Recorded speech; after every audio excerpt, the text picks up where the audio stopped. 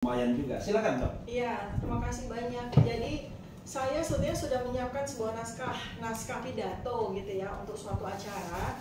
Cuma urung karena memang waktunya tidak memungkinkan gitu ya. Jadi ini kesempatan ini Bang Refli saya mau bacakan pidato saya untuk menjadi pembuka buat kita nanti untuk kita explore diskusi ya. Ya, judulnya itu Indonesia 2030. Fasal State, Epicentrum Perang Dunia Ketiga, The New World Order oleh Dr. Tifauziah Tiasumana. Presiden Prabowo setelah menjalani penantian panjang 10 tahun lamanya, akhirnya menjadi Presiden Republik Indonesia ke-8. Angka yang bagus dan momentum yang bagus. Presiden Prabowo sudah mempersiapkan diri sejak 10 tahun yang lalu untuk menjadi presiden. Melalui 3 kali masa kampanye, walaupun upaya yang 3 diwarnai dengan berbagai cara yang kontroversial, akhirnya berhasil menjadi presiden. Dicurangi dan akhirnya mencurangi. Itulah politik negara Indonesia yang sebagai negara masihlah sangat muda, baru 79 tahun usianya. Masih menggunakan cara anak-anak balita ketika bermain, halalkan segala cara untuk mencapai kemenangan. Seperti itulah politik Indonesia. Selama rentang waktu 10 tahun, kemampuan Presiden Prabowo sebagai presiden tersimpan sebagai energi potensial. Dan semoga energi potensial yang tersimpan ini dia ledakkan dalam masa 5 tahun ke depan. Ketika Indonesia dan dunia menghadapi tantangan yang luar biasa, perubahan besar-besaran, The Great Reset, menjawab peradaban baru umat manusia, menjawab kedatangan generasi manusia baru Adam 5.0, breeding antara ras human dengan artificial intelligence. Peradaban baru ini mengakhiri peradaban lama sebagai sebuah siklus evolusi bumi dan alam semesta. Ada yang hilang, ada yang muncul, ada yang hancur, ada yang menggantikan. Untuk memungkasi peradaban lama, maka harus ada 3G yang hadir: gun, germ, gold, and gasoline. Perang, kuman, tambang, dan energi. Germ atau pandemi patogen besar-besaran sudah terjadi sejak selama 3 tahun, tahun 2020 hingga tahun 2023. Menghasilkan seleksi manusia. Siapa yang kuat bertahan, dia akan bertahan. Siapa yang lemah, dia akan menyerah dan tereliminasi dari kehidupan ini secara gradual 1 hingga 10 tahun ke depan. Di sisa abad 21 yang tinggal 76 tahun, manusia useless eater, pemakan yang lemah, tidak produktif, tidak berguna, yang tidak relevan lagi dalam peradaban baru akan tersingkir. Gun, perang, sudah dimulai sejak 24 Februari 2022 dan akan meluas di tahun 2025 dengan perluasan epicentrum ke Timur Tengah dan kemudian di tahun 2027 ke Laut Cina Selatan yang tentu saja akan melibatkan Indonesia dalam kancah peperangan baik sebagai peserta aktif, pendamai, atau menjadi medan pertempuran. Harus ada perang sebagai katarsis, ledakan pelepasan energi bumi, penghentian entropi, pemulaian fusi dan evolusi. Gold and gasoline yang sudah dieksplorasi besar-besaran sejak 100 tahun lalu akan mencapai perbaruan dengan penambangan biofuel, energi terbarukan yang berasal dari berbagai tanaman. Membutuhkan lahan-lahan yang luas, saatnya sekarang hutan-hutan dihabisi, digunduli untuk diganti dengan tanaman-tanaman yang menghasilkan energi baru. Inilah tantangan yang dihadapi Presiden Prabowo, yang mau tidak mau ketika Indonesia secara masif dihancurkan dalam segala sektor selama 10 tahun oleh rezim zalim yang dikendalikan oleh kekuatan oligarki lokal dan global, harus menghadapi banyak pekerjaan rumah yang harus diselesaikan, harus melakukan berbagai akomodasi-akomodasi untuk mengamankan jabatannya di awal. Kabinet Merah Putih adalah strategi pertama yang dilancarkan oleh Presiden Prabowo, menggunakan adagium panem et circenses oleh Juvenal di awal abad 2 Masehi. Orang-orang lama yang mau tidak mau harus dikendalikan oleh Presiden Prabowo adalah orang-orang yang selama ini sudah dijadikan peliharaan yang penurut oleh Mulyono, yang diberi panem et circenses, roti dan hiburan dalam bentuk uang, jabatan, dan fasilitas, yang mereka ini tidak bisa dilepas begitu saja karena nanti akan menjadi mantan peliharaan yang liar, yang rakus dan merusak. Pada dasarnya, peliharaan itu sesungguhnya tidak loyal kepada orang, tetapi loyal kepada siapa yang memberi mereka makan. Presiden Prabowo sangat tahu itu. Pemilik lama menitipkan sebagian peliharaannya untuk terus diasuh dan diberi makan, karena mereka sangat berbahaya jika dilepas begitu saja. Ketika Presiden Prabowo belum tahu siapa dari mereka yang nanti akan mengenali pemilik baru dan yang akan loyal dengan dia. Pada dasarnya, Kabinet Merah Putih yang obesitas ini, 109 orang, adalah semacam taman safari buat Presiden Prabowo untuk melakukan penyesuaian dan pengenalan terhadap peliharaan-peliharaan lama kepada pemilik barunya. Dalam bahasa militer, kabinet ini adalah ajang pembinaan. Yang bisa dibina akan dibina, yang tidak bisa dibina dan tidak bisa mengenali dan loyal kepada majikan barunya akan dibinasakan dalam bentuk pemberlakuan sprindik. Sebagian dari mereka, jika sudah mengenali siapa tuan barunya, akan menjadi aset bagi Presiden Prabowo untuk digunakan sebagai pembantu mengelola pemerintahan. Tantangan Perang Dunia Ketiga, perubahan dunia menuju the New World Order, pasti sudah menjadi agenda besar Presiden Prabowo. Karena itu dia memilih mengakomodasi potensi-potensi pembela dan pengkhianat dalam kabinet Taman Safari agar mereka tetap merasa nyaman, kenyang, dan tidak mengganggu persiapan menghadapi perubahan zaman yang sedang terjadi. Masalah besar dari Indonesia yang ingin saya sampaikan kepada Presiden Prabowo adalah siapa yang bertanggung jawab mengasuh 280 juta rakyat yatim piatu ketika terjadi perubahan besar-besaran dan ancaman besar yang terjadi dalam 5 tahun ke depan. Apakah sebagian dari mereka juga jika sudah mengenali siapa tuan barunya akan menjadi aset bagi Presiden Prabowo untuk digunakan sebagai pembantu pengelola pemerintahan, atau begitu saja membiarkan rakyat yang tidak mampu bertahan tereliminasi dengan sendirinya, bunuh diri, mati kelaparan di jalanan, atau saling bunuh, atau mati karena penyakit, atau hadir menyelamatkan mereka? Apakah rakyat 280 juta ini terlalu banyak bagi tanah ini? Tidak. Indonesia dengan luas daratan 1.922.570 km persegi dan luas lautan 3.257.483 km persegi dengan 17.000 pulau yang hampir seluruhnya bisa dihuni oleh manusia, masih cukup menampung 400 sampai 600 juta orang lagi tanpa berdesak-desakan, tanpa kelaparan. Asalkan negara bisa melakukan pemerataan pangan, papan, dan sandang. Berbeda dengan Cina, Rusia, Australia yang hanya memiliki 6% lahan yang mampu dihuni oleh penduduknya. Indonesia, 56% penduduknya tinggal di Pulau Jawa, sementara 62% daerah yang lain yang masih bisa dihuni manusia masih kosong tanpa penghuni. Jangan sampai potensi yang tidak banyak diketahui ini ternyata sudah diamati oleh negara lain yang membutuhkan lahan untuk memindahkan penduduknya yang kebanyakan. Dan itulah yang sudah dilakukan oleh Cina, yang secara bertahap sudah memindahkan penduduknya ke Indonesia dengan berbagai proyek yang sudah berjalan seperti aneksasi Jakarta dengan proyek PIK 2 hingga nanti PIK 11. Aneksasi Pulau Kalimantan sebagai kawasan hunian baru yang bisa memuat 400 juta orang dengan IKN sebagai pusat komando dan pengendali. Aneksasi atas Papua dan berbagai potensi aneksasi lainnya menghasilkan kemungkinan adanya grand design. Di tahun 2030 Indonesia tinggal menjadi sejarah, sebagaimana yang tertulis dalam novel intelligence Ghost Fleet, atau menjadi negara vassal state, negara yang dikuasai oleh banyak negara. Indonesia sebagai negara sudah kehilangan kedaulatannya sejak 10 tahun terakhir ini. Kedaulatan diambil oleh oligarki, para cukong yang sama sekali tidak ada pikiran sedikit pun terhadap 280 juta rakyat. Nasib 280 juta rakyat Indonesia ke depan betul-betul di tangan Allah dan Presiden Prabowo. Akan diapakan rakyat sebanyak ini sepenuhnya tergantung kepada Presiden Prabowo. Untuk kita semua yang Allah berikan kecerdasan di atas rata-rata berkumpul karena kemuliaan dan keluhuran budi ingin membantu bangsa dan menyelamatkan rakyat Indonesia, saya mengajak, mengimbau, menggunakan segenap kecerdasan dan kemampuan kita untuk membantu memikirkan keselamatan dan keberlangsungan 280 juta rakyat Indonesia menghadapi berbagai ancaman di masa 5 tahun ke depan ini. Mereka butuh makan, butuh kesehatan, butuh pendidikan, butuh iman dan takwa yang menjamin mereka selamat dan menjamin keturunan mereka selamat hingga bisa meneruskan perjuangan bangsa ini.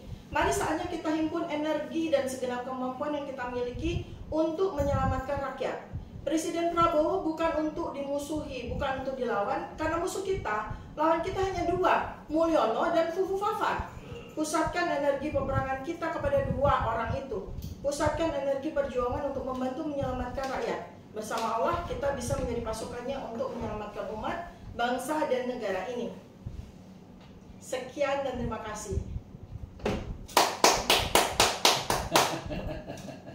Luar biasa ya. Unfortunately saya komputernya bermasalah, jadi saya catat di HP saya beberapa istilahnya ya, keyword ya. Menarik ya dok ya, terima kasih Dokter Diva sudah membacakan ini sambil saya melihat tuh. Kalau saya disorot agak simbang karena itu shining di sana soalnya. Di sana red shining ya, ini blue jangan sampai blue dark ya. Ya, saudara sekalian, itu yang disampaikan Dokter Diva tadi ya.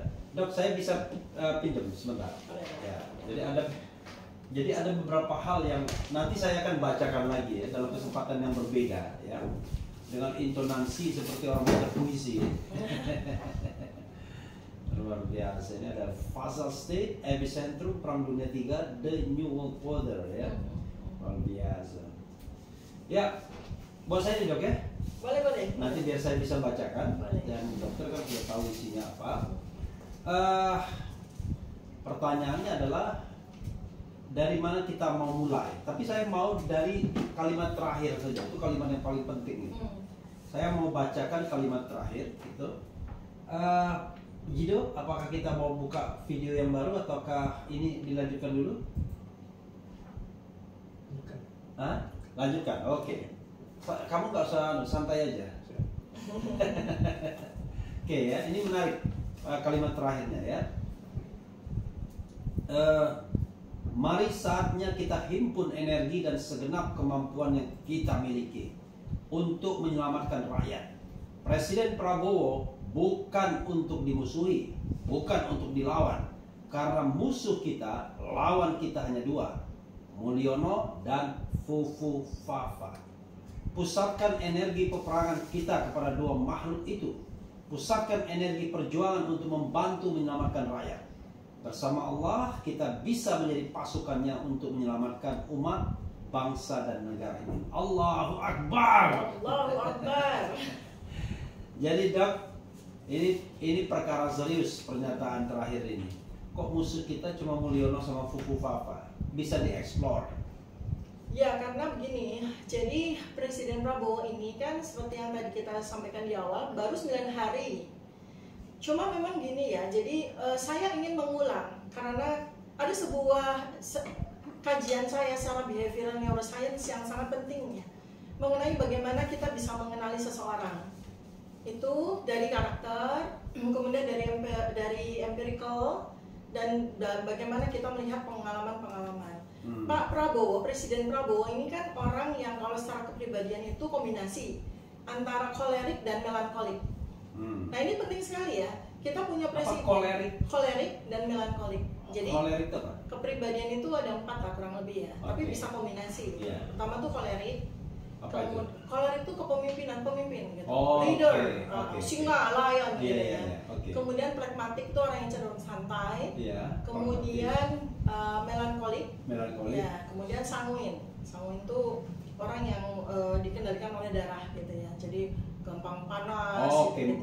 Mut-mutan lah. Iya, emosi sangat dikendalikan oleh emosi. Terus melankolik. Nah, pada dasarnya setiap orang itu nggak tunggal secara kepribadian. Dia bisa kombinasi. Nah, kalau saya dari sisi behavioral neuroscience saya melihat dari Pak Prabowo ini, beliau itu kombinasi antara kolerik dan melankolik. Dan kayaknya juga kalau lihat pakai ilmu Bazi dan sebagainya gitu ya, itu kan beliau ini kan lahir di Sio Kelinci gitu kan. Jadi memang berkecenderungan untuk lembut hatinya begitu kan. Tapi kontras. Iya, paradoks itu tadi. Jadi ada sebuah alasan juga ya kenapa kok beliau menulis buku itu Paradoks Indonesia. Jadi kita juga harus siap-siap untuk menghadapi presiden yang berkelakuan paradoks. Karena antara kolerik dengan melankolik itu kan kayak kutub utara sama selatan ya, kanan sama kiri. Kalau orang kolerik itu kan cenderung tegas, bengis. Tapi sebaliknya beliau itu melankolik gitu, punya kucing kesayangan namanya Bobi Kertanegara. Bahkan sebagai anggota keluarga yang diboyong pertama kali pada saat beliau udah jadi presiden, itu kan sangat melankolik gitu orang itu. Tapi di sisi lain, Bobby Kartanegara, saya ada Lucy, berarti Lucy Kebon Jeruk saya. saya di rumah Bobby Tebet Negara berarti ya. Ya, jadi itu ya, orang yang suka pet dan pet itu suka sama orang, itu biasanya orangnya memang cenderung melankolik. Ya, senang sama binatang peliharaan dan betul-betul sangat kefull gitu ya bahasa Belandanya. Sangat sayang benar gitu seperti anggota keluarga itu dan tetapi kalau kita lihat beliau sebagai mantan jenderal pada waktu kita juga punya kurang lebih pengetahuan lah meng-capture bagaimana Pak Presiden Prabowo itu pada saat masih menjadi Danjen Kopassus dan sebagainya, itu kan kelihatan sekali beliau itu kolerik ya, memimpin. Sebab kalau nggak kolerik nggak bakalan jadi komandan. Palingnya gitu ya. Jadi ini ada paradoks di sini.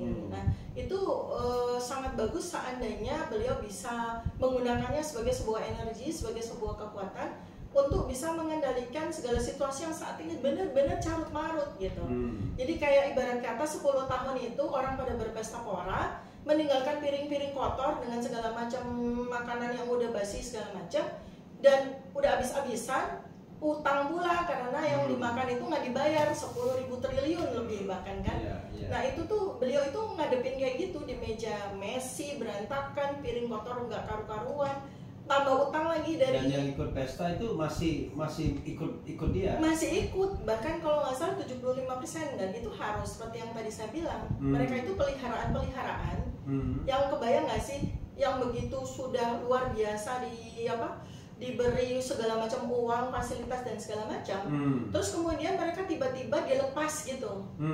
Sementara mereka adalah peliharaan yang sangat kuat, karena mereka sudah secara 10 tahun itu mereka sudah memelihara kekuatan itu kan, sudah masing-masing sudah punya pasukan dan segala macam, dan sementara ini masih loyal sama majikan lamanya kan, masih loyal sama pemilik lamanya gitu, karena pemilik lamanya itu masih dapat backup kan dari para oligarki yang juga masih wait and see kan kepada Presiden Prabowo nih. Mereka mau, tentu saja nih orang-orang kan nggak ada yang loyal dengan orang kan, termasuk oligarki sekalipun. Oligarki ini tentu saja ya dalam masa-masa hari-hari sekarang ini kan semua orang itu masih wait and see. Begitu juga dengan Presiden Prabowo. Tapi saya yakin Presiden Prabowo itu kan sudah mempersiapkan diri menjadi presiden itu kan sejak 2014. Artinya pada saat itu beliau kan nggak kosongan, udah siap-siap dong jadi presiden, udah siap-siap dong dilantik, ya kan? Pasti beliau itu udah punya blueprint, udah punya grand design, udah punya rencana-rencana segala macam. Maju lagi di 2019, udah siap, bahkan waktu itu kan kita semua tahu ya bahwa situasi di 2019 itu kan paradoks dengan yang terjadi di 2024 kan. Makanya waktu itu dia dicurangi, sekarang dia mencurangi kan gitu ya. Ya itulah politik gitu. Kita kan juga nggak bisa membenci orang gara-gara perbuatan yang dilakukannya pada saat sekarang. Karena we never knows siapapun yang maju, apakah dia mencurangi atau dicurangi. Dalam politik Indonesia yang sekarang ini zero sum game ya. Betul, artinya kita nggak pernah ngerti dalam situasi politik Indonesia seperti sekarang, bahkan situasi politik dunia sekalipun, itu kan kita nggak pernah bisa menggaranti apakah orang ini ketika maju benar-benar pure, lurus, jernih, bersih. Nggak mungkin. Dalam yang namanya dunia politik nggak mungkin kan gitu. Jadi ketika di 2019 banyak orang sedih dan segala macam, kemudian kecewa karena Presiden Prabowo masuk kabinet 5 tahun, walaupun itu saya juga tahu reasonnya, secara empirical base ya, tahu reasonnya kenapa beliau masuk ke itu, tapi itu nanti ya, kita bahas sekarang. Jadi sekarang ini sebenarnya kita baru bisa meraba apa yang bakal dilakukan sama Presiden Prabowo, dan buat saya itu menarik. Karena benar-benar menunjukkan betapa melankoliknya beliau gitu loh. Tiba-tiba aja bawa pasukan kabinet Taman Safari ini kemana tuh, ke Akmil. Ke Akmil 4 hari. Itu kan melankolik sekali itu.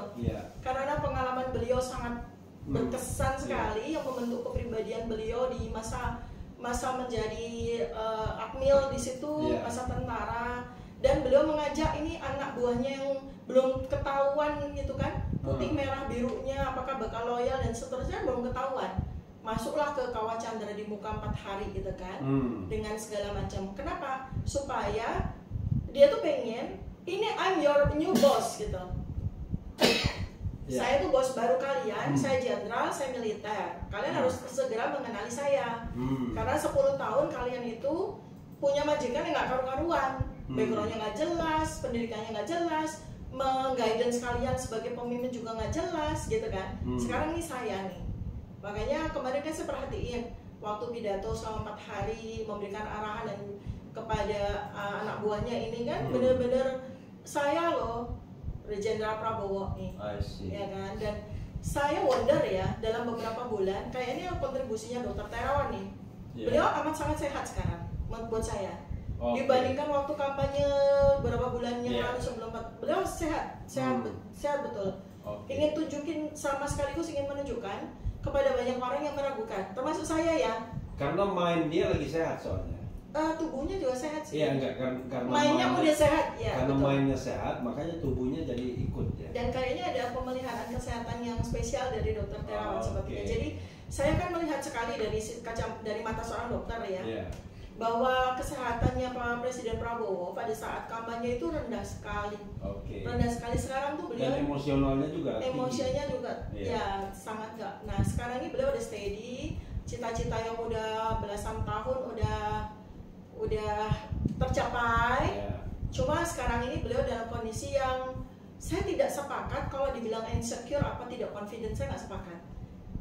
Cuma beliau ini ngadepin itu tadi loh, peliharaan-peliharaan yang dilepaskan begitu aja selama 10 tahun. Dan itu adalah orang-orang yang bayangin aja kalau dilepas nggak diambil bisa nggak mengkudeta dengan kekuatan yang luar biasa. Kalau tidak rusak kandang nanti dia. Itu satu. Kedua juga beliau ini belum tahu mana kawan mana lawan kan, belum tahu dari semua orang ini itu siapa yang akan loyal sama dia itu kan nanti time will tell kan. Tapi sekarang beberapa hari dia belum tahu. Gitu. Jadi dia hanya ingin memberikan semacam kenyamanan dari peliharaan-peliharaan ini. Aku nggak ganggu kalian, aku mengakomodir kalian, tapi tunjukkan dong gitu dalam beberapa bulan ke depan. Saya yakin. Dalam 3 bulan atau 6 bulan ke depan, beberapa dari mereka akan nggak sanggup untuk menjadi anak buahnya Presiden Prabowo. Ya, bayangin aja. Karena high pressure gitu ya. Pasti high pressure dan memang sengaja untuk melakukan itu dan nggak akan kuat bertahan karena apa? Beda sekali kan karakter dari tuan lama dengan tuan baru ini kan beda banget. Kalau tuan lama itu kan memang ya karena memang dia menggunakan filosofi biarin aja semua orang makan semuanya sendiri, ambisin ngambil semuanya sendiri, nggak ada aturannya. Ibarat kata kalau kita makan tuh tangan kanan makan, tangan kiri makan, piring orang dimakan dan segala macam. Sekarang tuan baru ini orang yang pasti akan menggunakan militerismenya dia gitu kan, disiplin dan segala macam, tipikalnya dari Presiden Prabowo gitu kan. Itu pasti sebagian akan rontok, nggak akan sanggup. Terjadi seleksi alam dengan sendirinya. Lalu sebagiannya kan yang cari aman, ya tentu saja akan mengubah diri kan, melakukan mutasi genetik secara cepat, karena dia mau tetap bertahan. Nah itu kan akan menjadi aset kan buat Presiden Prabowo kan, orang-orang yang memang sebenarnya aset gitu loh. Sebahlil sekalipun itu kan juga aset loh. Sebahlil-bahlilnya pun sebenarnya kan aset kan. Kita kan melihatnya itu bukan. Otherwise Anda jadi keset. Iya. Jadi nggak gini, kalau melihat orang, kalau kita lihat dari ilmu behavior itu kan nggak bisa hitam putih ya. Misalnya contoh ya, kita nggak sebut orang lah. Sebut aja inisialnya BAHLIL gitu ya. Ya, itu kan. Saya kagum loh sama orang ini. Saya kagum loh, artinya gini. Orang dengan inisial BAHLIL gitu. Kita nggak bilang bahlil ya? Bukan, BAHL ini sebagai case study ya. Saya kagum loh sama orang itu.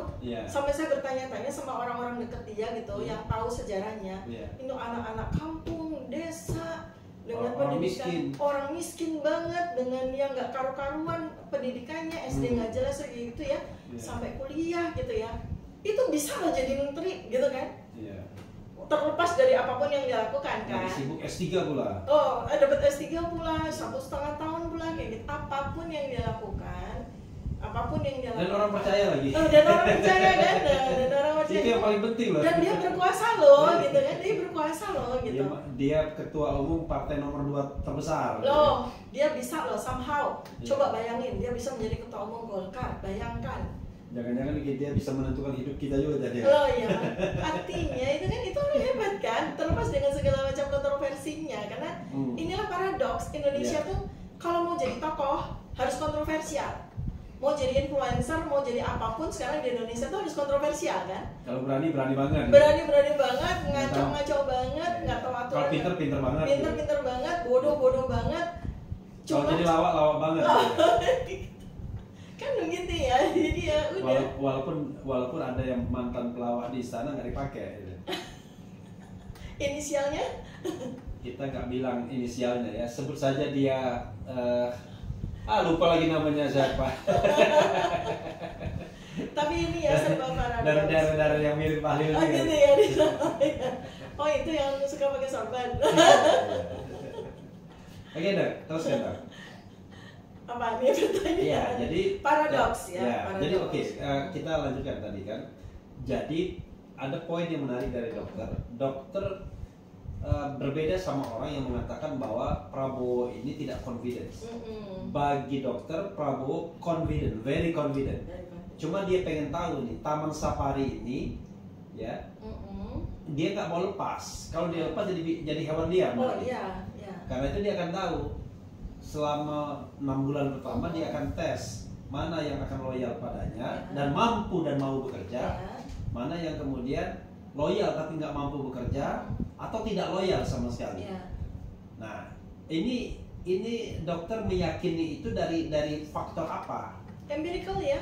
Oke. Dari empirical ya. Jadi sebenarnya saya bukannya happy atau enggak, cuma secara ini ya dalam preferensi saya. Ini kita bicara fakta, empirical base ya. Indonesia itu 79 tahun. 79 tahun itu 32 tahun presidennya jenderal militer. Tambah lagi 10 tahun presidennya militer. 42 tahun ya. Dari 79 tahun. Berarti lebih dari 79 tahun, 42 tahun. Dan kita bisa compare antara 42 tahun bagaimana keamanan, bagaimana ketentraman. Saya bukan memuja-muja Soeharto, bukan. Tapi faktanya saya lahir dibesarkan hingga dewasa di dalam masa pemerintahan Soeharto. Tentu saja itu secara bawah sadar saya menyukai keadaan tersebut, ya kan? Saya menyukai keadaan tersebut. Saya sekolah di sekolah yang sederhana, tetapi saya bisa menjadi seperti sekarang. SD, SMP, SMA semuanya tertata dengan baik. Nggak seperti sekarang yang nggak karu-karuan. SD, SMP. Pasti yang mulai banyak masih di SMP ya. SD. Wah, SD kacau nih. Ya oke. TK. Ya artinya, jadi itu bawah sadar ya, bawah sadar saya sebagai generasi, kita ini generasi apa sih? X ya, X. Kita bukan. Generasi. X. Kita X kan, X yang dibesarkan dalam sebuah situasi yang pemerintah itu bahkan menterinya aja kita apal dan kita tahu. Kita di atas baby boomers tuh ya? X ya. X. Kita itu bayangin ya, waktu SD inget nggak? Kita diminta untuk menghafal nama menteri-menteri. Dan saya hafal. Dan kita pun tahu latar belakangnya. Benar-benar zakon kabinet gitu kan. Nah sebetulnya itu kekecewaan saya dari Presiden Prabowo nih, kekecewaan pertama ya. Saya wonder kenapa ini kok Taman Safari gitu kan. Saya berharap beliau itu mengikuti mantan mertua beliau gitu kan, yang benar-benar menjadikan zakon kabinet. Tapi ini saya boleh dong berharap ya, secara empirical base ya. Ya karena ya bagaimanapun pendidikan militer itu adalah pendidikan terbaik di dunia kan. Makanya kalau di negara-negara maju seluruh warga negaranya itu kan gomil kan, baju militer kan. Nah itu kan sebagai sebuah hal yang fondasi yang sangat bagus untuk warga negaranya kan. Artinya pendidikan militer itu yang terbaik. Makanya saya sebenarnya juga berharap nih, jangan sampai saya halusinasi ya, berharap bahwa pada titik tertentu pada beberapa bulan maka secara berangsur-angsur Presiden Prabowo akan membuat kabinetnya itu menjadi second kabinet. Ya, bahkan dalam prediksi saya berkemungkinan besar Pak Anies Baswedan masuk, Pak Ganjar Pranowo masuk, Pak Mahfud MD masuk.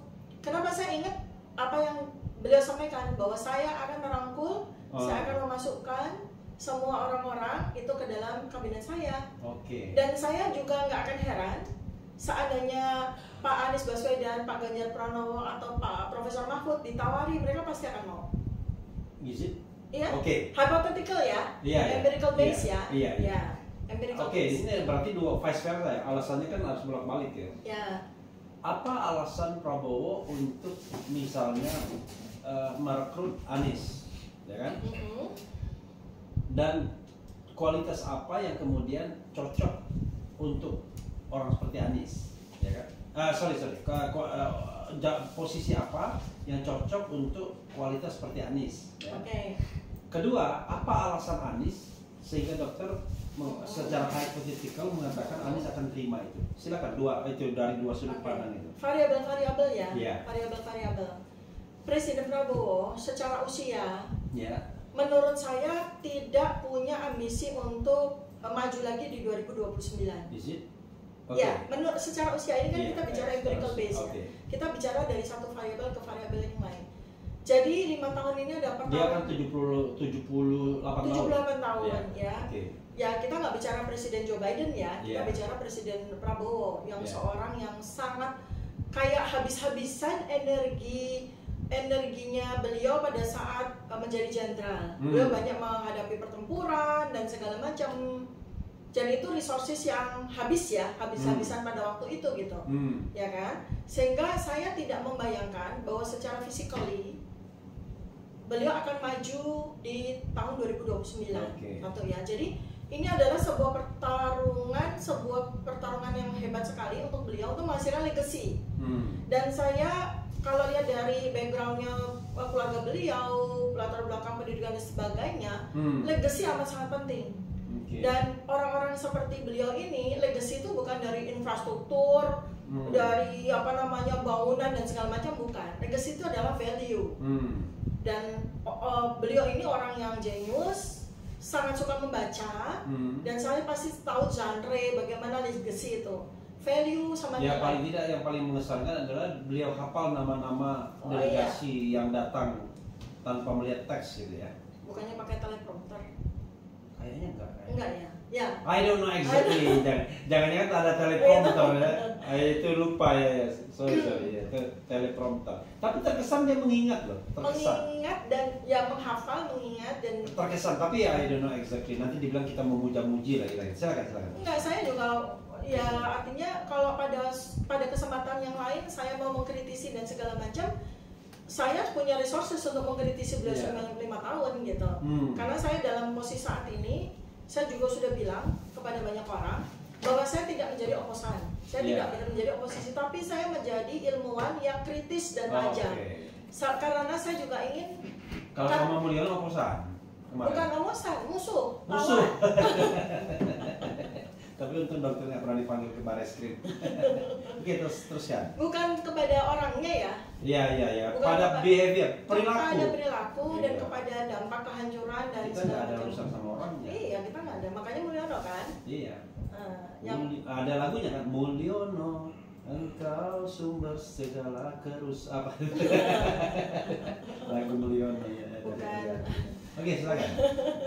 Jadi kalau saya sih lihat ya, orang-orang seperti beliau ini akan ingin sekali meninggalkan Gading gitu kan. Sebuah legacy yang bukan Gading, bukan. Kalau orang yang pengetahuan backgroundnya itu sangat rendah, itu selalu berpikir bahwa legacy itu adalah sebuah bangunan, dan enggak. Tapi kalau orang yang Maslow-nya itu udah tinggi, ya sudah eksistensi dan sebagainya, pasti dia ingin meninggalkan value. Dan kemarin kita menghadapi orang yang masih basic need. Masih basic need sekali gitu kan. Jadi dia melihat legacy itu jembatan, pelabuhan, jalan tol. Ya seperti itu kan. Kalau orang-orang harapan saya, orang-orang tapi ini kan intak ya, artinya jati diri beliau itu kan DNA-nya itu kan kuat sekali. Saya yakin 5 tahun ini beliau akan gunakan sebaik-baiknya untuk membuat legacy dan bentuk value, nilai. Maka dari situlah orang-orang seperti Pak Anies ya dan lain-lain itu akan sangat cocok untuk masuk di dalam kabinetnya beliau. Seandainya once ya setelah peliharaan ini bisa diseleksi dengan dalam beberapa bulan, kemudian barulah dia akan menghasilkan zakon kabinet. Ya. Bukan lagi second kabinet ya kan? Zakon kabinet ya, sekarang second kabinet dulu. Jadi saya nggak utopia, saya nggak distopia, saya nggak halusinasi dan delusi ya. Ini empirical base, scientific base ya, berdasarkan dari variabel-variabel behavioral, kemudian variabel-variabel historical dan sebagainya. Kita bisa menjalin sebuah. Dokter yakin orang seperti Prabowo itu masih memelihara objektivitasnya? Ya sih. Masih. Orang yang objektif itu kalau tidak mengalami gangguan jiwa Oke. dan cerdas, maka dia akan mampu untuk melakukan segala penilaian itu secara objektif. Emosi gimana? Emosi objektivitas orang tidak gila, tidak gangguan jiwa, tapi kalau dia emosi kan kadang-kadang nggak objektif ya. Itu dia. Jadi kalau kita lihat ya selama ini Presiden Prabowo ya, yang kita lihat selama ini ya di media itu orangnya impulsif gitu kan, berkata-kata keras gitu, kemudian tampak temperamental. Itu adalah hasil dari perpaduan kepribadian kolerik dan melankolik. Iya. Jadi orang yang punya kepribadian kolerik dan melankolik itu tuh ada kebengisan dalam tanda kutip ya. Misalnya kayak gimana ya? Jadi misalnya nih, seandainya zaman dulu, bukan sekarang. Orang tua yang cenderung kayak ngasih punishment sama anaknya tuh, ayo misalnya anaknya nakal, zaman dulu ya, ayo nunduk, celana dibuka, pantat langsung dikaplok sama sama itu ikat pinggang kayak sendal jepit kayak gitu ya, sapu lidi kayak ya. Itu bukan karena dia benci atau dia jahat sama anak kan, ya kan? Memang itu bengis ya kan, tapi itu sebenarnya adalah wujud rasa cinta dan care dia sama anak itu kan, gitu loh, sama anaknya itu kan. Ya walaupun kemudian budaya berubah, peradaban berubah sehingga tidak banyak lagi orang tua yang memperlakukan anaknya seperti itu. Kayak guru-guru zaman dulu deh. Alhamdulillah saya nggak ngalamin ya. Guru-guru zaman dulu di sekolah-sekolah zaman dulu itu kalau muridnya nakal diapain? Ayo taruh tangan. Gebuk pakai mistar yang 1 meter loh. Itu kayak saya inget tuh kakak saya ngalamin, saya alhamdulillah enggak. Itu apakah itu kebengisan kan? Tapi apakah guru itu melakukan itu karena dia punya jiwa kejam dan sebagainya? Enggak kan? Karena dia care. Dokter Tifa kan gurunya Pak Harun kan? Pak Harun guru Budi kan? Bu Ani guru Wati.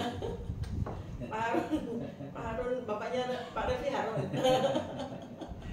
Ya seperti itu ya. Jadi itu sebenarnya kalau kemudian kita ekstrapolasikan sekarang, saya tuh nggak lihat Pak Prabowo itu orang yang benar-benar bengis, sebagaimana yang kita pikirkan beliau impulsif, suka marah dan segala macam.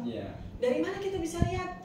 Dari bagaimana interaksi antara Pak Presiden Prabowo dengan Mas Didit tuh. Kita harus lihat itu ya. Mesra banget gitu ya? Iya. Itu mesra banget. Mesra banget, dan itu perilaku Mas Didit itu hasil didikan orang tua yang amat sangat mesra loh. Nggak banyak loh anak yang begitu dengan orang tuanya, dan itu kefulah gitu ya. Nggak bisa ditutupin, nggak bisa pura-purain. Itu benar-benar kayak keluar dari hati gitu. Bahasa itu adalah bahasa hati. Gitu ya. Jadi perhatikan baik-baik kepada orang tua yang menghujani anaknya itu dengan harta benda, kemewahan, jabatan yang didapat dengan instan, ya. Anak yang nggak ngerti apa-apa, ngangong-ngangong dikasih jabatan wali kota misalnya, ya kan? Anak yang ngangong-ngangong di negara Konoha ya? Di negara Konoha itu, apakah itu wujud kasih sayang orang? Enggak, itu menjerumuskan. Itu jahat sama anak. Ya saya membayangkan ya. Dan interaksi Papa ketika sidang kabinet atau apa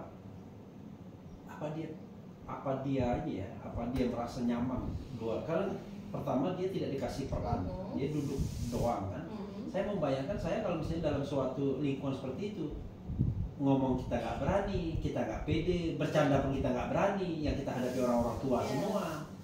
Kecuali kalau peserta diskusinya bahlil semua ya, ya kan? Kalau bahlil semua dia pede banget mungkin. Makanya kemarin 2 kali acara dia modal duluan kan, pulang duluan kan, karena dia nggak ngerti mau ngapain kan di situ. Pertama nggak ngerti, misalnya tidak hanya nggak nyaman ya, nggak ngerti, nggak nyaman, nggak betah dan segala macam. Dan dia sudah terbiasa untuk berlaku semaunya sendiri. Kayaknya value di keluarganya dia yang mengasuh dia itu kan juga semaunya sendiri gitu kan. Sehingga itu kebawa kan kemana-mana gitu.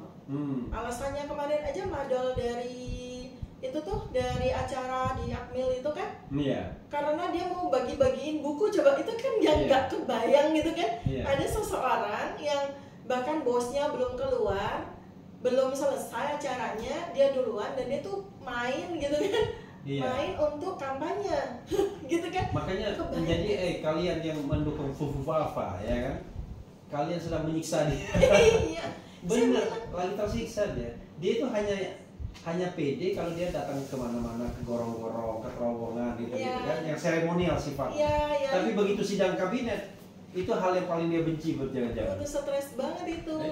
Saya mudah-mudahan dia nanti dalam beberapa bulan udah capek, udah bosan main-mainan jadi wapres ya, mudah-mudahan ya. Dan dia mengundurkan diri gitu. Dan mengundurkan diri karena daripada dimaksudkan kan. Dan kalau melihat dari sisi paradoksnya Presiden Prabowo, jangan-jangan dia akan sengaja melakukan itu. Sampai si anak ini sendiri yang saya nyerah, bosan, mau pulang gitu kan. Seperti seorang dewasa yang masih main Tamiya gitu kan. Tapi dia minta sangu yang gede kalau pulang nggak mau lagi. Saya konversi berapa tahun, 4 tahun jabatan saya tersisa sekian kan. Nggak apa deh, udah dia minta berapa kita kasih aja deh. Sisi kayaknya mau aja deh. Dok, apalagi yang ingin dokter sampaikan, biar karena kita kan punya agenda untuk ke Dewan Perwakilan Daerah ya. Gini ya. Yang soal 3G itu ya, gun, girl, gold, and gasoline ya. Kita tahu bahwa yang sering di underlining oleh Prabowo itu adalah geopolitik ya. Kalau Gatot bilang asymmetrical war itu sudah terjadi. Dokter juga menyinggung soal bagaimana negara ini masih mempunyai berapa persen, 60% yang masih bisa ditempati. Tidak seperti negara-negara seperti China dan lain sebagainya yang hanya 6% saja. Karena itu kebutuhan dia tidak hanya mengekspor barang tambang, mengekspor barang-barang, tapi orang juga. Orang juga diekspor sama dia. Bahkan jangan-jangan di antara mereka itu sudah ada yang jadi kepala daerah. Bisa jadi ya. Gitu. Kan? Karena dia bisa menghapus jejak, belajar bahasa yang baik dan lain sebagainya. tanpa menghilangkan respek kita terhadap saudara-saudara kita yang sudah memang lahir dan besar di sini. Kan katanya etnis China itu yang berasal dari China daratan itu sudah 20% di Indonesia, which is itu the largest, the biggest number in the world, ya kan? Paling besar, 20%. Apa yang ingin dokter harapkan dari pemerintahan Presiden Prabowo bisa bila melihat fenomena? Jangan lupa, Fufu Fafa hari pertama langsung terima Vice President China kan? Oke, silakan dok. Saya titik tolaknya tuh di tahun 2018 ya. Ketika Presiden Prabowo itu menyatakan bahwa tahun 2030 Indonesia sudah hancur berdasarkan dari novel intelligence Ghost Fleet lah. Gara-gara novel inilah saya kemudian sampai ngambil S3 sosial politik. Walaupun sesungguhnya udah bertahun-tahun saya udah belajar secara otodidak ya. Sekarang masih? Saya ngambil, seharusnya saya bisa lulus tahun ini, tapi saya nggak mau ikut-ikutan bahlil. Kasihan alma mater saya, Universitas Padjadjaran. Saya mau benar-benar jadi doktor ilmu sosial politik yang benar gitu loh. Jadi saya urungkan niat saya untuk lulus. Pertanyaannya ada apa dokter dengan bahlil? Kok kelihatan dari tadi bahlil dulu. Saya terobsesi dengan bahlil. Gitu ya bahlil ya.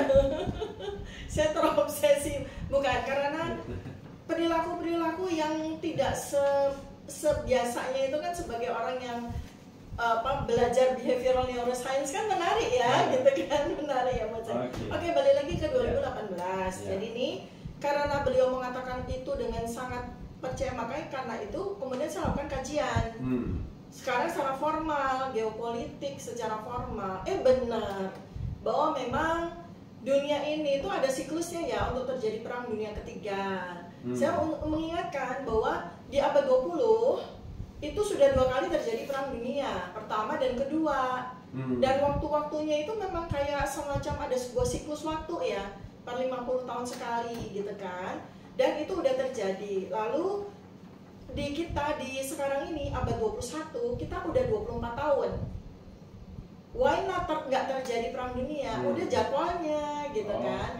Udah jadwalnya. Dan kenapa perang itu harus terjadi? Ya memang perang itu selalu terjadi sebagai bagian dari peradaban manusia. Kalau di pidato saya tadi saya sampaikan kan sebuah katarsis energi untuk menghasilkan sebuah tata kehidupan baru.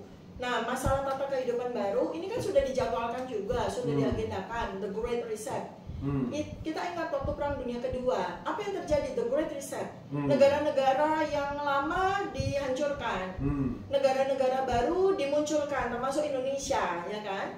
Nah, sekarang ketika The Great Reset itu mau diledakkan, mau dijadikan sebagai sebuah peradaban baru kan, itu kan butuh. Jadi dari 200 negara yang ada di dunia, itu nggak semuanya layak untuk ada di abad 21 dan seterusnya.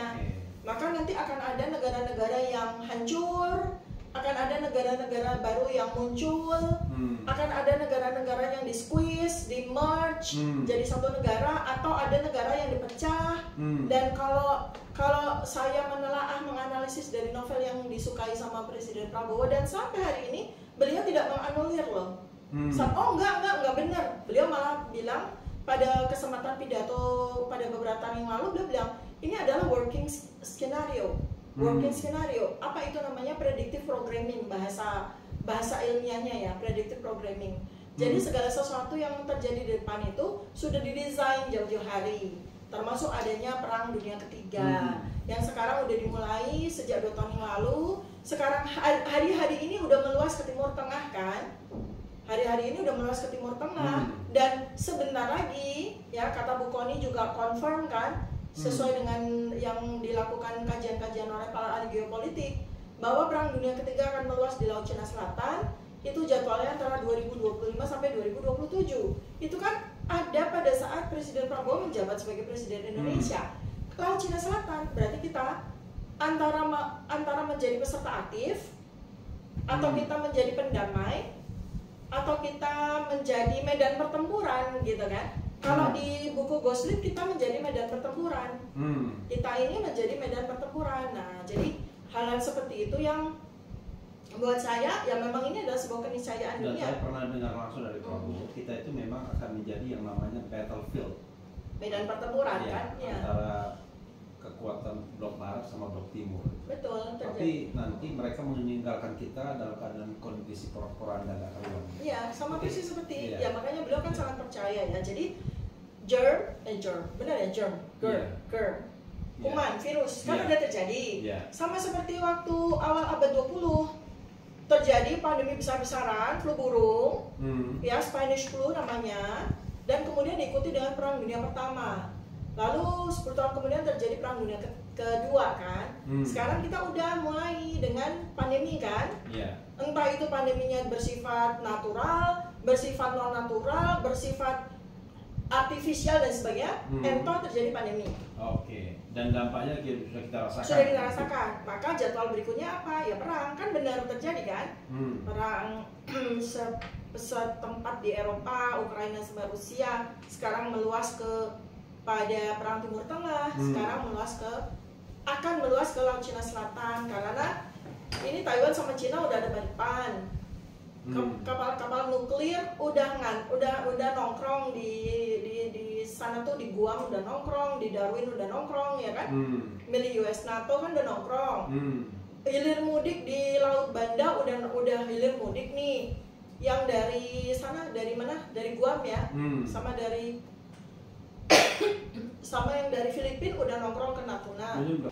Saya wonder, karena di Papua itu yang bakal ditanam itu bukan tanaman swasembada pangan loh, tapi tanaman-tanaman yang akan menjadi biofuel. Oke. Tebu sama jagung. Oke. Nah, jadi swasembada pangannya ada di mana? Oh, itu untuk biofuel. Biofuel, singkong. Oke.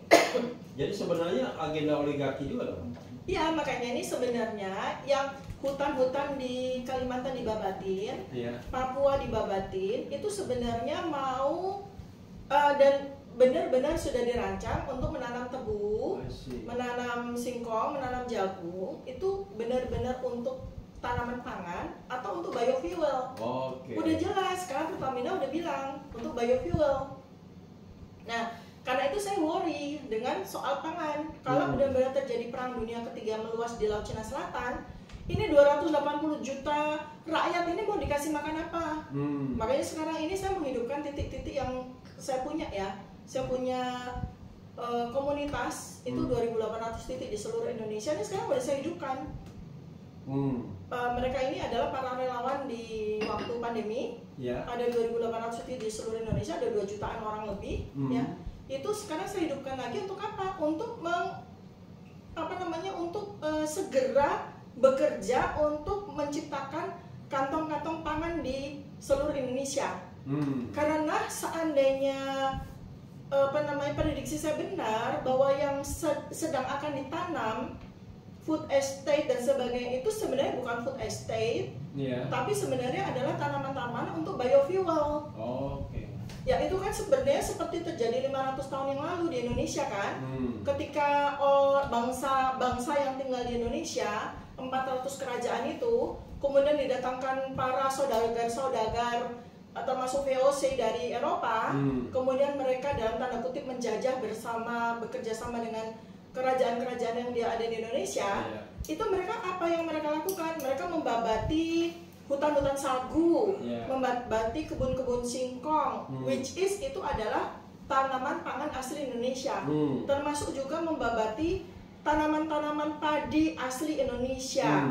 Tanaman padi purba, tanaman padi huma, tanaman padi gogo dan segala macam itu diganti dengan tebu, diganti dengan padi yang varietas untuk bikin minuman, untuk bikin whisky dan untuk bikin itu bukan untuk pangan. Dan kemudian Jawa yang memang pulau yang paling subur untuk ditanami yang dimaksud oleh VOC itu kan diganti semua hutan-hutannya kan dengan padi, dengan tebu kan. Kemudian kita dicekoki dengan sisa-sisa dari padi yang tidak laku di Eropa, dicekoki dengan tebu, sehingga yang terjadi kemudian 500 tahun kemudian terjadilah kanker, terjadilah diabetes dan sebagainya, karena orang Indonesia polanya mengalami mutasi dari yang dulu makan sagu, dari yang dulu makan umbi gitu kan, kemudian dipaksa diganti dengan makan padi-padi yang bukan berasal dari padi asli Indonesia. Dan itu berpengaruh pada gen gitu gen mengalami mutasi. Nah sekarang ini kan yang terjadi di Papua kan begitu. Orang Papua yang sangat sehat dengan makan sagunya, dengan makan umbinya, dengan makan pisangnya yang varietas sangat unggul, dipaksa untuk juga makan jagung, dipaksa untuk juga makan padi, ya kan?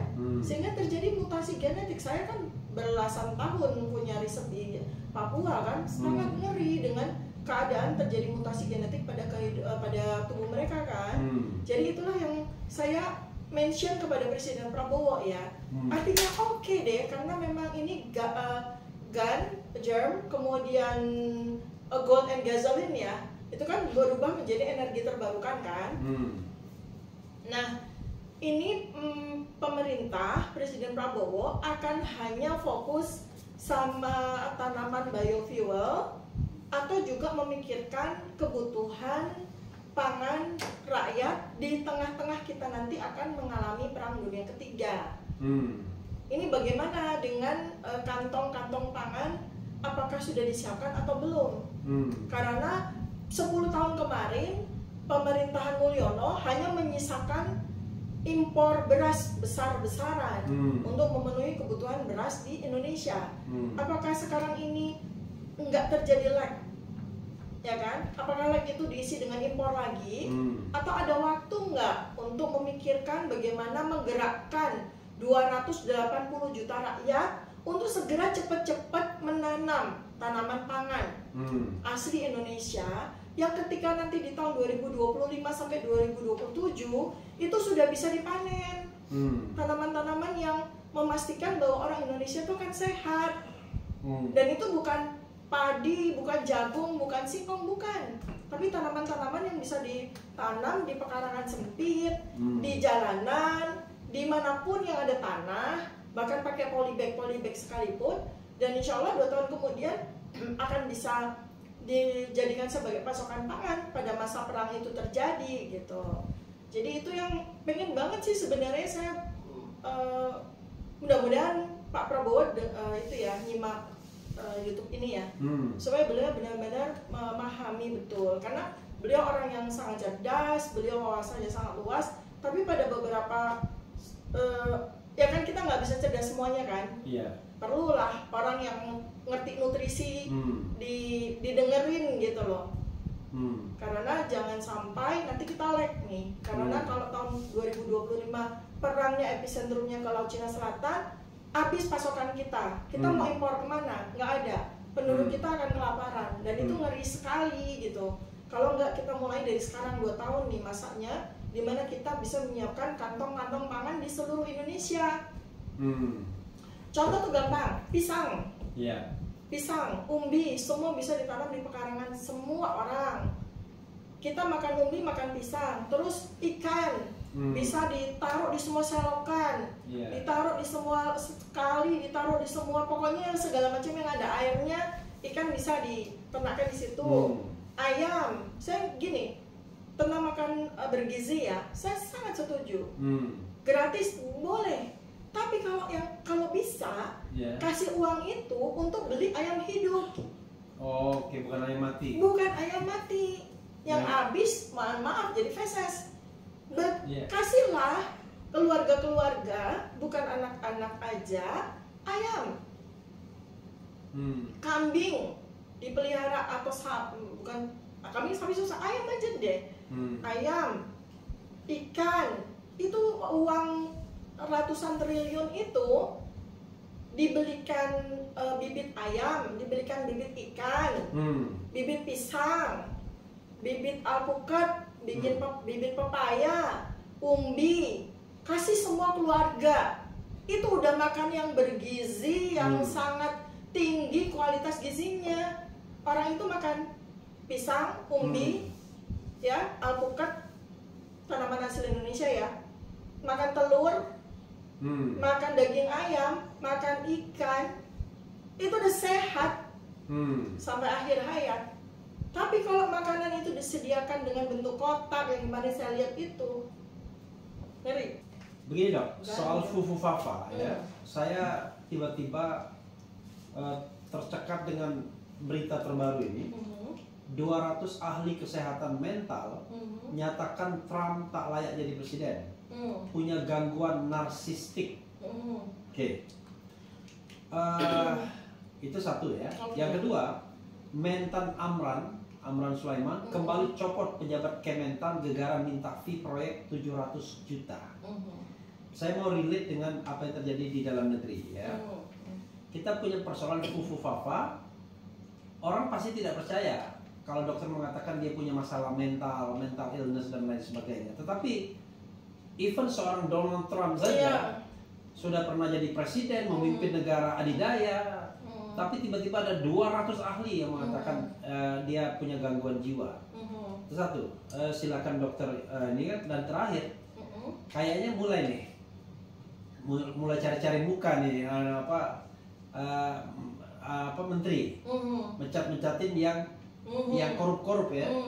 Kalau orang kota bilang kemana aja lo dulu ya kan? Kan ini kan menteri yang lama juga. Silakan dua terakhir ini. Ya. Yang kalau Pak ini Mentan Amran ya, nah ini saya sesuai sama prediksi saya tadi, bahwa terjadi seleksi ini. Ternyata nggak usah nunggu bulanan nih, hitungan hari aja udah terjadi seleksi kan. Artinya dia dalam tanda kutip pakai menggunakan istilah mutasi ya, dia segera dengan cepat memutasi genetikanya dia. Dia sudah mengenali bosnya baru, bos barunya dia sudah kenal itu. Nah dia masuk dalam golongan ini nih.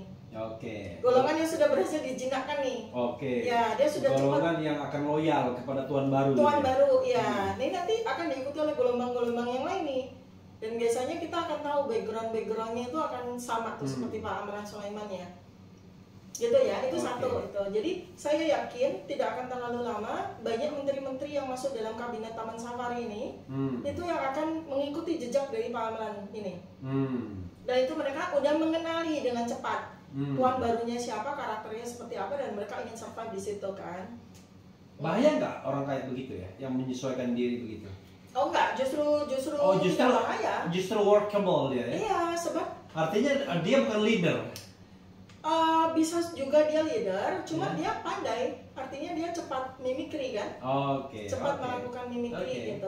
Tapi yang jelas bagi Prabowo dia workable ya? Workable, karena saya justru malah khawatir itu kan seperti orang-orang yang sampaikan, banyak pengamat yang sampaikan, tapi saya tidak bersetuju dengan itu ya, bahwa kalau seperti ini berarti akan terjadi semacam politbiro, kabinet dalam kabinet, yang dipimpin sama Fufu Fafa misalnya gitu. Saya tidak bersetuju dengan itu, karena kita masih terlalu dini untuk mengambil simpulan terhadap kabinet ini, gitu. Jadi kita lihat aja. Kalau saya prediksi saya kok kayaknya 85%-nya. 85% bertahan. Ada sebagian yang nggak akan kuat. Dan mereka akan minta pesangon. 85% itu yang mau berhenti? Enggak, 85%. Sebagian. Jadi dari mereka ini kan ada 75% lama kan? Nah dari mereka ini itu nanti akan ada sebagian yang akan nggak akan kuat. Dan mereka akan minta pesangon. Golden shake hand lah. Sebagiannya akan segera melakukan mimikri, mutasi, sehingga dia sudah mengenali tuan barunya dan dia akan survive di situ, gitu. Karena pada dasarnya orang-orang ini tuh kan nggak loyal sama orang. Orang ini loyal either antara loyal sama uang atau loyal sama jabatan kan gitu. Jadi kalau dia mau cepat dia mau survive, dia harus segera mutasi dirinya gitu. Dan memang yang paling menjengkelkan kita adalah memang orang-orang seperti itu berkuasa. Iya itu dia. Cuma ya itulah politik. Orang yang pandai melipir gitu mulai berkuasa. Karena gini ya, kalau saya lihat misalnya. Nggak apa-apa. Saya orang seperti saya, mungkin saya sudah declare saya nggak akan terima jabatan apapun dari Prabowo. Tapi mbok ya kira-kira yang ada standarnya lah ya kan, minimum standar ya kan. Masa yang kayak begitu dia ambil misalnya kan begitu. Terus Kalau saya rasa itu orang-orang itu titipan semuanya itu. Untuk menjadi babysitter, neni, pengasuh dari si Fufu Fafa. Nah. Ini kita harus tahu ya, dan bahwa the biggest babysitternya diangkat dengan 2 jabatan. Iya gitu kan. Ini kan babysitter, nah ini yang bahaya juga kalau tiba-tiba disapi karena mereka akan sakau dengan uang, sakau dengan jabatan kan. Jadi nanti disapi pelan-pelan. Kalau bahasa obat narkoba itu tapering off namanya. Jadi jangan orang yang udah kecanduan itu nggak bisa langsung dilepas. Jadi nanti ngawur dia. Nanti akan ngawur, nanti tapering ngawur dengan kekuatan lama masih kuat sekali, bahaya kan untuk Presiden Prabowo. Jadi mereka dirangkul aja dulu sampai kemudian mereka akan berpikir enough nih gitu, nggak bisa. Termasuk misalnya ada kelompok yang ketiga tuh, Abang. Itu adalah orang-orang yang sengaja dibiarkan aja. Ini ada beberapa yang saya lihat. Dibiarkan di luar kandang? Enggak, justru dibiarkan sampai di dalam kandang. Di dalam kandang ini. Kayak di Taman Safari itu. Iya, dibiarkan maruk semaruk-maruknya.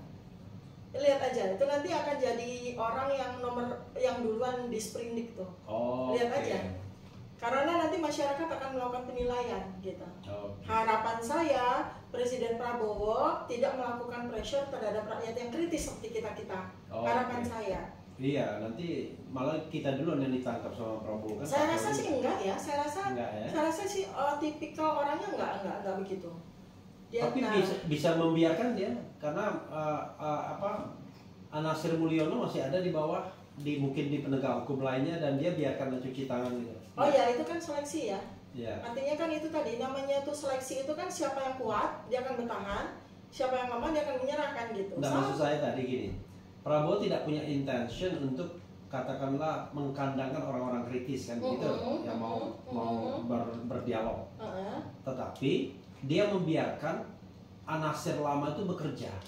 Yang itu artinya ya kayak misalnya Roy Suryo sekarang kan diadukan kan. Nah, kita akan lihat nih Udah jelas Fufu Fafa itu Gibran, ya kan? Kan tidak ada pembuktian terbaliknya kan? Ya. Tetapi Roy yang diadukan. Cuma sampai sekarang kita belum lihat ada kelanjutan dari Bareskrim.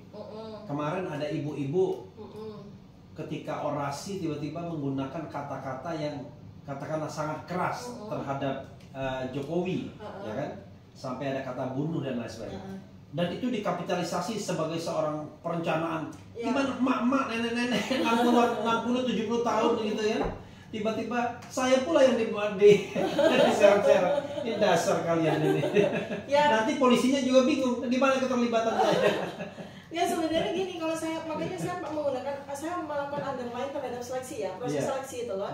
Proses seleksi itu kan siapa yang siapa yang kuat dia akan bertahan, atau siapa yang beradaptasi dia akan bertahan kan. Nah tinggal pilihannya ada dua, itu inside and outside ya, artinya orang-orang yang ada di luar kabinet gitu kan, kemudian dia bergerak menjadi oposan, atau dia bergerak menjadi aktivis kritis, akademisi kritis, dan ilmuwan kritis kayak kita begini, itu kan juga akan melampaui sebuah seleksi yang dibiarkan oleh Prabowo, Presiden Prabowo. Artinya ya kalau kalian itu punya scientific base, punya empirical base, ya kan? Dan mampu mempertanggungjawabkan semua argumentasinya, ya kan? Itu kan akan mampu bertahan.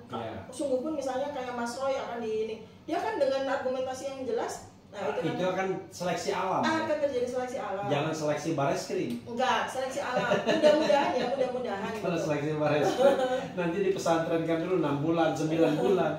Ya, ampun dah. Sekarang yang soal Donald Trump narcissistic disorder. Terakhir ya. Gini sih sebenarnya ya, makanya kan saya bilang bahwa saya kan nggak pernah bilang bahwa dalam beberapa kali saya diberi kesempatan untuk bicara soal Fufu Fafa. Saya kan nggak selalu bilang bahwa dia harus turunkan dan segala macam, enggak. Kalau memang negara ini dalam tanda kutip menghendaki membiarkan dia untuk memegang jabatan sepenting itu menjadi sebuah ancaman bagi Presiden Prabowo, ya kan? Itu ya udah silakan aja. Kalau kalian mau punya wapres seorang schizofren, seorang psikopat, ya udah. Karena apa? Sejarah juga menyatakan bahwa banyak pemimpin-pemimpin yang memang memiliki gangguan jiwa seperti itu dengan sedang sampai berat kan? Misalnya contoh berat ya Hitler misalnya gitu, yang sedang ya Napoleon Bonaparte misalnya gitu, yang sangat parah itu Caligula misalnya gitu kan. Caligula itu Kaisar Romawi ya? Romawi misalnya gitu. Nah sekarang kalau misalnya yang terjadi di Indonesia, ya kan, ya orang memiliki gangguan jiwa, kemudian dia dengan segala macam dia bisa menduduki sebuah jabatan, kan sebenarnya kembalikan kepada publik lagi kan. Kembalikan misalnya let's say Presiden Prabowo ternyata punya wapres seorang schizofren misalnya gitu. Nah, kan tergantung sama Presiden Prabowo-nya, mau nggak punya wapres seorang schizofren? Kan gitu. Mau nggak rakyat punya wapres yang schizofren misalnya begitu ya? Misalnya tegak diagnosis ya. Karena kita kan, saya bilang ini adalah sebuah dugaan. Sebuah dugaan yang berbasis scientific base ya gitu. Nah, selebihnya ya udah nggak ada masalah kalau memang pada mau. Nyatanya 10 tahun negeri Konoha dipimpin oleh penderita gangguan jiwa kronis ya baik-baik aja, maksudnya ya mereka mau aja. Dalam tanda kutip baik-baik saja ya? Nggak ada impeachment maksudnya, nggak ada keberatan. Maksudnya bukan baik-baik saja. Selamat gitu. Selamat sampai detik terakhir. Bahkan masih banyak pendukungnya kan? Yang lapor-lapor segala gitu ya. Sekarang aja tuh masih pakai baju putih sama celana hitam loh. Keluyuran gitu loh. Dan masih terima pengaduan masyarakat. Masih terima pengaduan masyarakat, itu kan serem banget ya. Itu yang namanya PPS ya, bukan Pak Prabowo Subianto, post power syndrome. Sebenarnya nggak lebih daripada itu ya, karena itu ya itu tadi merasa dibunuh dan segala macam, wah bahaya itu. Bahaya itu, psikiater harus bertindak tuh. Kasihan.